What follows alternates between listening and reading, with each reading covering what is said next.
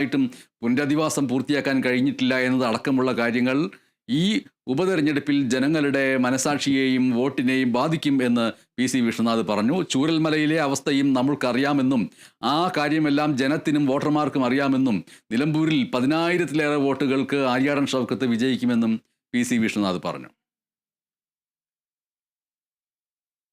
ബി.ജെ.പിയുടെ നാവായി മുഖ്യമന്ത്രി പിണറായി വിജയൻ മാറിയെന്നാണ് ബി.ജെ.പിയിൽ നിന്ന് മാറി കോൺഗ്രസിലേക്ക് വന്ന നേതാവ് സന്ദീപ് വാര്യർ പറയുന്നത്. സംഘപരിവാറിന് വേണ്ടിയാണ് പിണറായി വിജയൻ പ്രവർത്തിക്കുന്നത്. പിണറായി വിജയൻ സർക്കാരിനെതിരെ ജനരോഷം ശക്തമാണെന്നും നിലമ്പൂരിൽ അത് പ്രകടമാവുമെന്നും സന്ദീപ് വാര്യർ പറഞ്ഞു. അതേസമയം UDF-ൽ ഒരു തരത്തിലുള്ള ഭിന്നിപ്പുമില്ല എന്നും സന്ദീപ് വാര്യർ അവകാശപ്പെട്ടു.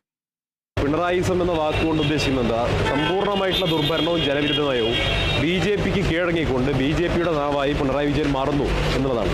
അതുകൊണ്ട് തന്നെ സംഘപരിവാറിന് വേണ്ടി കൊള്ളൂത്ത് നടത്തുന്ന പിണറായി വിജയൻ സർക്കാരിനെ ഈ കേരളത്തിലെ അധികാര സ്ഥാനങ്ങളിൽ നിന്ന് പുറത്താക്കാൻ ജനങ്ങൾ ആഗ്രഹിക്കുന്നു. അതിനെതിരായിട്ടുള്ള ജനവിധി ഉണ്ടാകും.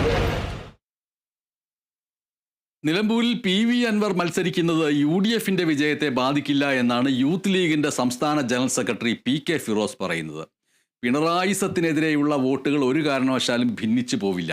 UDF-ന് വോട്ട് ചെയ്താൽ മാത്രമേ പിണറായിസത്തെ പരാജയപ്പെടുത്താൻ കഴിയൂ എന്ന് നിലമ്പൂരിലെ ജനതയ്ക്ക് അറിയാമെന്നും PK ഫിറോസ് പറയുന്നു. ഭിന്നിക്കുന്ന പ്രശ്നമില്ല. കാരണം ജനങ്ങൾക്കറിയാം പിണറായിസത്തെ താഴെ ഇറക്കണമെങ്കിൽ UDF-ന് വോട്ട് ചെയ്തിട്ടേ കാര്യമുള്ളൂ. ഈ സർക്കാരിനെ താഴെ ഇറക്കാനുള്ള ഒരു അവസരമാണ് നിലമ്പൂരിലെ വോട്ടർമാർക്ക് കിട്ടിയത്. ഇവിടെ ആർക്ക് വോട്ട് ചെയ്താലാണ് പിണറായിസത്തിനെതിരായി ഒരു ശക്തമായ തിരിച്ചടി കൊടുക്കാൻ കഴിയുക എന്നുള്ളത് കേരളത്തിലെ ജനങ്ങൾ